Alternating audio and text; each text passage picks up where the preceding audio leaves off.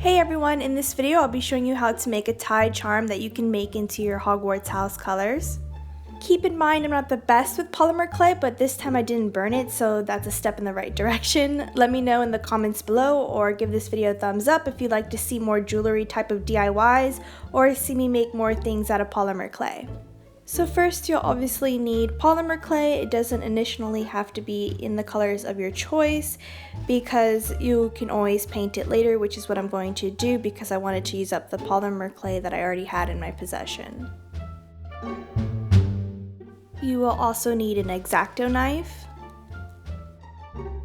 an Eyepin if you're going to make this into a charm, a tie template, which I'll leave a link to the one that I used down below in the description box. You'll also need something to roll out the clay. I'm using a fondant roller because I only ever used it once and never again. A couple of pencils just to help with the rolling out of the clay.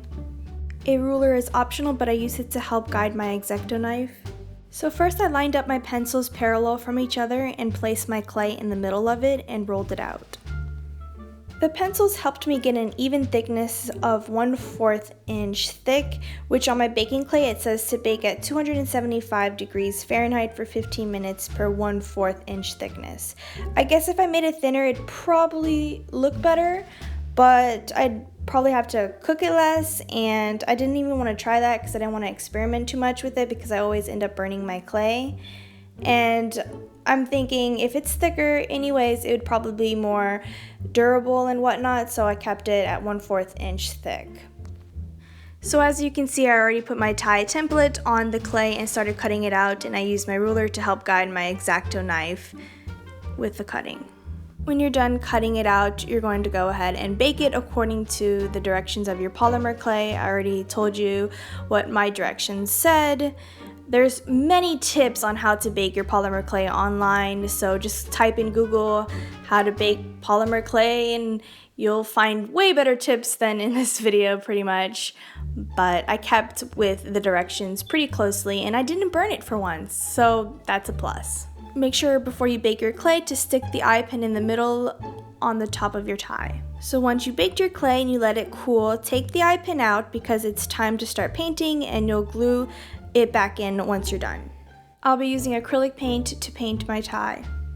So I painted off camera because I freehanded my stripes. You can always use tape if you need help. I'll walk you through how I did the stripes and whatnot. So on the top of the tie, I started to make diagonal stripes in one direction, and on the top of the tie, I went straight across, and then I did diagonal stripes in the opposite direction, if that makes sense. I don't know. And at the base of my tie, I started making diagonal lines, not in the same direction as the top of my tie. I made 2 dots and then 2 dots to kind of guide the thickness of the stripe, and then on the sides of the tie, I made it straight across. So on the 2 dots I made it straight across and then straight across. And then I connected, on the other side of the tie, I connected those 2 dots to make the stripes on the other side of the tie. If that makes sense, I suck at explaining myself, I'm sorry. So 2 dots and try to guide my stripe, and then straight across on the other side, and then straight across on the other side. And then on the other side of the tie, I connected those dots to make this stripe. And then I filled it in and whatnot, and I continued that all the way down. Hopefully you kind of got the gist of what I did. But I mean, you can make stripes however you want, to be honest. Once I was done painting, I Mod Podged it, and yeah, I was done, and that was it. And I obviously glued the eye pin back in.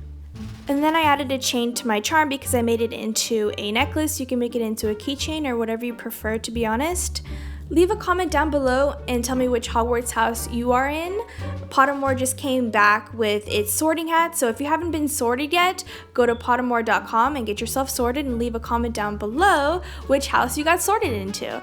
So yeah, I hope you guys like this video and thanks so much for watching.